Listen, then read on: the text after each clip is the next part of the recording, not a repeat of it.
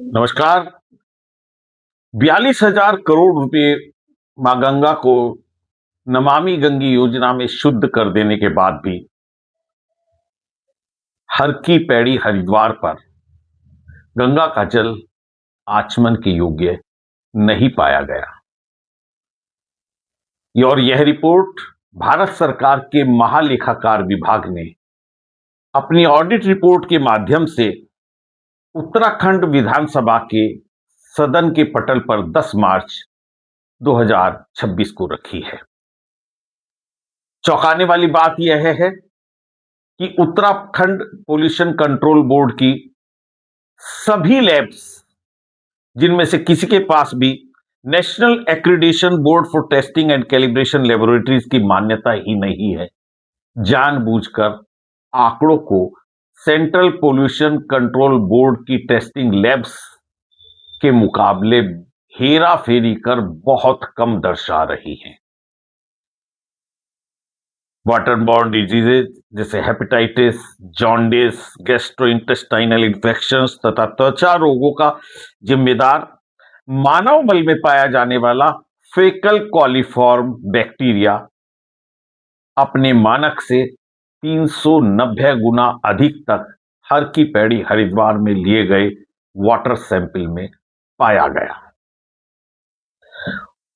Uttarakhand pollution control board और central pollution control board की जांच रिपोर्ट में जमीन आसमान का अंतर है।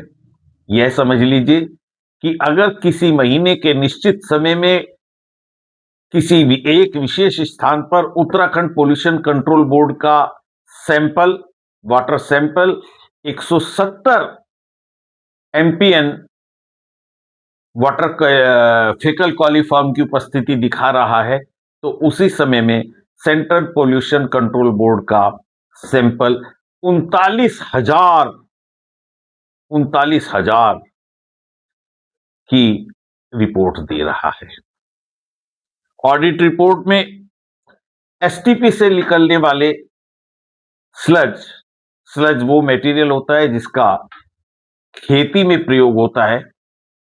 खेती में प्रयोग होने के लिए खाद के रूप में इसका प्रयोग किया जाता है और स्लज के भीतर हैवी मेटल्स जैसे जिंक, लेड, कैडमियम की उपस्थिति पाई गई है। जिंक, लेड और कैडमियम वे मटेरियल हैं जो खाद से होते हुए फूड चेन में प्रवेश कर जाते हैं और फूड चेन में चूंकि ह्यूमन इंटेक करने के बाद फूड चेन से वो मानव शरीर में प्रवेश कर जाते हैं और बाद में इन हैवी मेटल्स से किडनी, लीवर और कैंसर जैसी बीमारियों के कारक बनते हैं। कैग ने अपनी इस रिपोर्ट में, ऑडिट रिपोर्ट में, स्लज के ऊपर भी गंभीर आपत्ति दर्ज की है। क्या सरकार ने इंदौर जैसी घटनाओं से अभी भी कोई सबक नहीं लिया, जहां अभी पिछले कुछ ही समय पहले दूषित प्रदूषित जल के कारण बहुत सी जानें चली गई? ये जिम्मेदारी किसकी है? सरकार की या हम आम लोगों की? मानव जीवन के स्वास्थ्य से कब तक खिलवाड़ होता रहेगा? ये एक ऐसा प्रश्न है जिस पर आपको भी विचार करना है और मुझे भी विचार करना है। नमस्कार।